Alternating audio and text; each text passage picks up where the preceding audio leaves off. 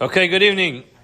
We are going to begin tonight Maseches Berachos Amud Yomi on Yud Gimel Amud Aleph all the way at the bottom 13a. At the bottom, 2 lines from the bottom, Tana Rabbanan.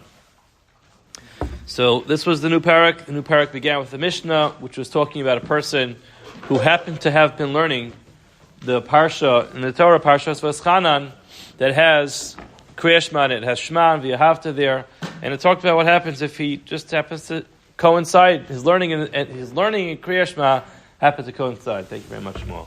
So now we talked about this concept of a person having to have kavanah, not having to have kavanah, going in order, or not going in order, which language has to be recited in.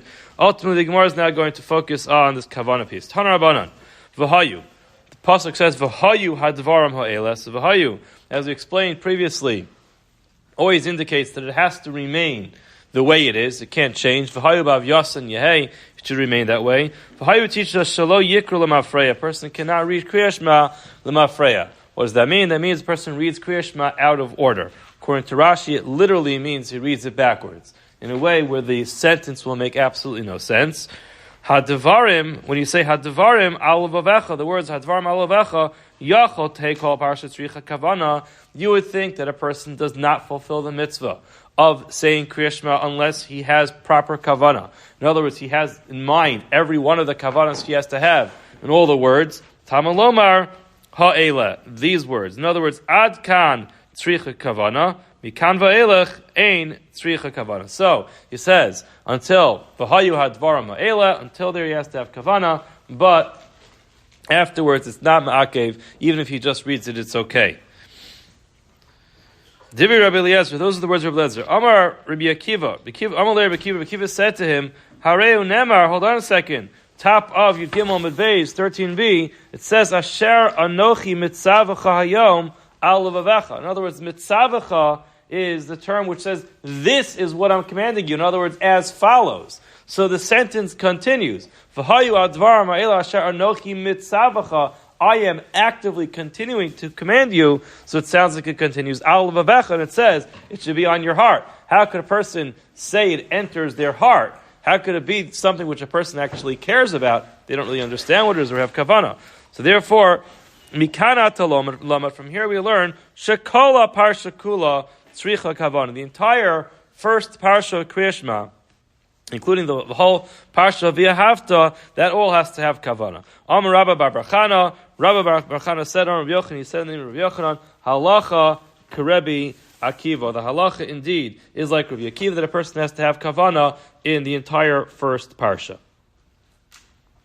Ika demastin la'aha. There are those who applied the ruling of Rabbi bar Barchana on the following. The Tanya first says in the Brisa, Kore es Shema, person reads Kriya Shema, tzarach sheyechavein eslibo. He has to align his heart with what is coming out of his mouth. In other words, he has to make sure that what is coming out of his mouth and what is going on in his heart are aligned. In other words, he has to pay attention to what he's saying. Rav Acha mishum Rav Yehuda Omer, Rav Acha, the name of Yehuda says, Kivan shekivein libo beperek rishon. If a person had in mind in the first parak, which means just the first pasuk of Shema Yisrael Hashem Elokeinu Hashem Echad, shuv eino tzarech, it is not ma'akev. In other words, it will not affect his ability to fulfill his mitzvah if he does not have kavanah going further. Amar Rabba bar Barchana, Amar Rabbi Yochanan, on that Rabba bar Barchana said in the name of Rabbi Yochanan, halacha krib acha, halacha zekrib acha, she'amar mashum Rabbi Yehuda, that said this halacha in the name of Rabbi Yehuda. In other words, there's two different versions in terms of how he paskin this halacha. The Gemara continues. Tanya idach, we learned another brisa. V'hayu shalo yikru l'mafreya. The word v'hayu means you have to read Kriya Shema exactly the way it is. You can't read it out of order. Al levavecha. When the pasuk says al levavecha, the word should be placed upon your heart. Rav Zutra Omer, Rav Zutra says ad kan mitzvahs kavana. Up until there is where a person has to have kavana, mikan va'elech mitzvahs kriya. Now he gets into more of the details. From here on in, he has mitzvah kriya. So at this point, it sounds like what he's saying is, from the beginning of Kriya Shema until the words of Al Levavecha, it's sufficient even if he doesn't read it. All he has to do is scan it with his eyes, have in mind with his heart as to what's going on there. But going forward after the words Al Levavecha, that's where he has to start reading it. Rabbi Yoshia says, Ad kan mitzvahs kriya. The opposite is true. Up until here is where he has to read it. Mikan v'elech, going forward, mitzvahs kavana, that's where he has to have kavana. Gemara says, hold on a second, let's try to figure this out. Maishna, mikan v'elech, mitzvahs kriya, d'chsiv l'daber bam. Why are you telling me that the rest of Kriya Shema needs to actually be read, but the first part doesn't have to be read, because it says l'daber bam, which means to speak it. Hachanami, d'chsiv v'dibarta bam. In the first parsha of Kriya Shema, it also says v'dibarta bam. So why are you differentiating between the first paragraph of Kriya Shema and the second paragraph of Kriya Shema? Both of them say it has to be spoken. Gemara says, Hachi Kamar, we misunderstood this. Ad kan mitzvahs kavana ukriya. In other words, there never was a thought to say that any part of Kriya Shema can actually be accomplished by just thinking about it. All parts of Kriya Shema need to be read. That was a given. In other words, we should have understood from the beginning that of course you have to read it. The question just is, do you also have to have in mind in your heart about what's going on? So that's what he says.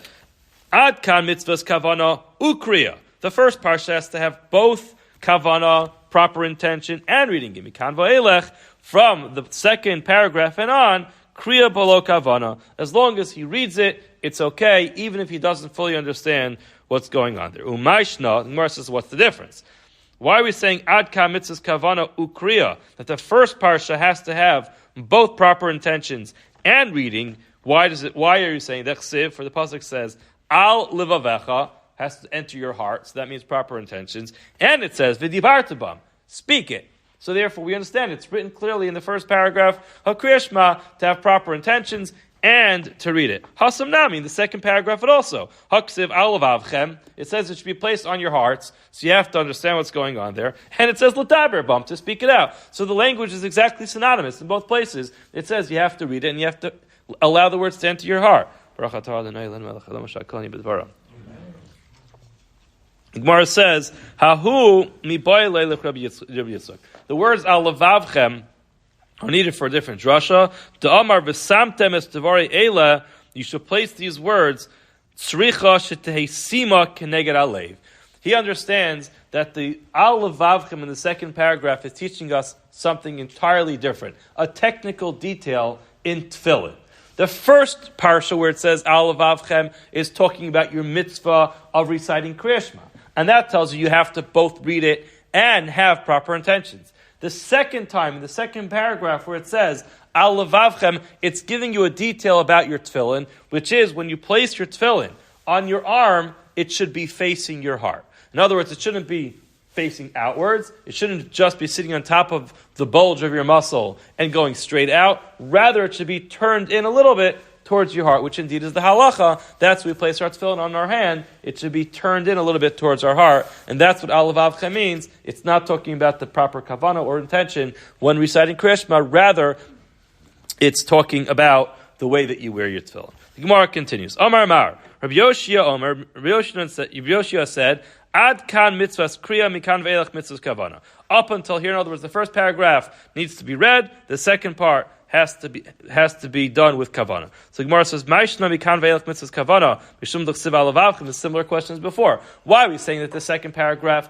has to be read with kavana, but not the first one? The only reason would be because the second paragraph says al levavchem. Hachanami k'siv al levavecha. The same thing is true. In other words, it's exactly the same question as we asked before. It's just the inverse. It's just asking it the other way around. The Gemara says, "Hachi kamar." This is what it means to say ad kan mitzvahs kriya u kavana.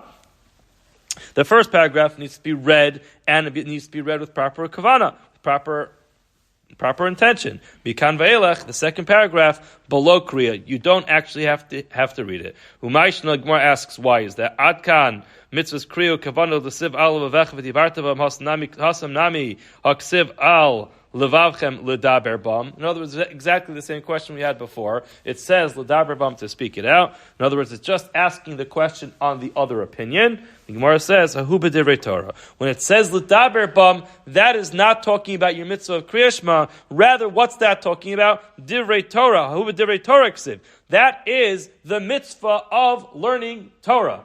Simply spoken, this is the mitzvah to learn Torah. V'hachi kama rachmana. This is what the Torah is telling us. Agmiru b'neichu. Torah, teach your children Torah kehechi deligursuba. Like this will become familiar with it. In other words, the first v'dibarta bam is talking about a person actually reciting Kriyas Shema. The second ledaber bam is the mitzvah to teach your children Torah. So again, the Gemara's answer is really the same in both cases. That in the first paragraph, it's talking about how a person should recite Kriyas Shema. The second paragraph is instructions on different actionable items that a person should do. According to the first opinion, it's telling you how to wear your tefillin. So according to the second opinion, it's telling you that you should teach your children Torah. Tana Rabbanan. We were taught, Shema Yisrael, Hashem Elokeinu, Hashem Echad. When the pasuk tells you, hear Yisrael, Hashem is our Lord, Hashem is one. Ad kan tzricha kavanas halev. Up until that point, that's when you have to have proper intention.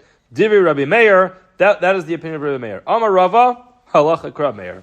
Rava says, that's the halacha like Rabbi Meir. Paskin, the halacha is that's where a person has to have proper kavanah. Tanya, the Gemara teaches us a brayso. Simchas Omer, kol ma'arich be'echad. Anybody who stretches out the word echad, ma'arichin lo yom avushnosav. Person will have an extended life. They'll be zocheh, they'll merit longevity. Amar of Acha bar Yaakov, and Rabbi Yaakov clarifies, ubedalid. Where should the person extend the word echad? In the letter dalid. Now this is a little bit of a difficult thing for us to do, because the way that our tradition is that a dalid is a very sudden sound. You can't extend a dalid. There's nothing you could do with a dalid, and if you do, you'll probably turn it into a resh. So therefore, I'll just read one more line and then talk practically how to do this. Amar of Ashi ubavad shlo yachtov beches. Don't make the ches short. In other words, if you read Rashi, Rashi tells us why it is that you should extend the dalid and not the ches. Because Rashi tells us, v'lo beches, the kol kama de amar ech below dalid lo mishtama midi. Doesn't mean anything. Ach doesn't mean anything. So why are you extending this long word of ech? It doesn't mean anything. Therefore, you have to say the word and extend the word. That's why you have to extend the dalid. Rashi actually says, what are you going to accomplish by extending a very long non-word? It doesn't mean anything. Therefore, it has to be that you'll extend the dalid. But the Gemara says, you shouldn't cut off the ches. It shouldn't just be a quick echad. So therefore, it should be some time spent on the ches, and then extend the dalid. The bottom line is you can't extend the dalid according to the way we have a dalid. So how is it done? The way it's done is don't cut off the ches, but stop for a minute before you move on to focus on what you just read. So the way that we're mayrach it is to say echad, and then before you quickly just move on to the next phrase, you spend a minute thinking about what you just read. Now we'll see, what do you think about? We'll see in a minute. Rav Yirmiyah Havayasif Kamed Rechia bar Abba. Rechia was sitting in front of Rechia bar Abba, and Chazye to have a marach tuva. He saw he was taking forever with his echad. Amar Lei tapped him on the shoulder and said, Kivin de amlichte. In other words, you already crowned the Kadosh Baruch Hu. Lamala ulamatu lar baruchos. Up, down, all four sides. Sorry, lar baruchas hashemayim sulot tzrichas. You don't have to do this anymore. In other words, you gave a Kadosh Baruch Hu the proper recognition of all the different sides. You recognize the Kadosh Baruch Hu is the one who is the king of all areas of the world. What else are you still being ma'arich in? So what do we learn from this Gemara? That is the thing for a person to focus on when a person extends the echad. So again, as we spoke out, there really is not much you can do to extend the echad. There are people, you'll hear people sometimes say a very long echad. The bottom line is, from the Gemara, it doesn't seem like that's the proper thing to do. Don't cut off the ches too short, and you can't extend the dalid Otherwise, you won't sound normal. So therefore, you say the word, you stop for a minute, you think about Kadosh Baruch Hu being the single Lord, the master of the entire world, the creator, the sustainer of the world, up, down, right, left, north, south, east, west, all different directions, and then you move on. That's the proper kavanah to have when being Mamach HaKadosh Baruch Hu. Let's go on a little bit more. Amar Rav Nassan said, Amar Rav Nassan bar Mar Ukva. Rav Nassan, the son of Mar Ukva, said in the name of Amar Rav Yehuda, the name of Yehuda, Al Vavecha Ba'amida. When you say the word Al Vavecha, you need to be stationary. You can't be moving. The Gemara says Al Vavecha Sal Kedaytach, just by that word. That's it. The Gemara says Ela Ema, rather say Ad Al Vavecha Ba'amida. In other words, if a person's traveling, a person's walking, they have to stop, be stationary in one place until after the word Al Vavecha. Mikan Ve'elach, going forward, lo, you don't have to be stationary, you could continue moving. Rabbi Yochanan says, Kol Parsha Kula B'amida. The entire first parsha of Kriyas Shema should be said while a person is stationary, not moving around. Vaz Rabbi Yochanan l'taimei, Rabbi Yochanan is following his reasoning. Dama Rabbi bar bar Chanan, Rabbi Yochanan.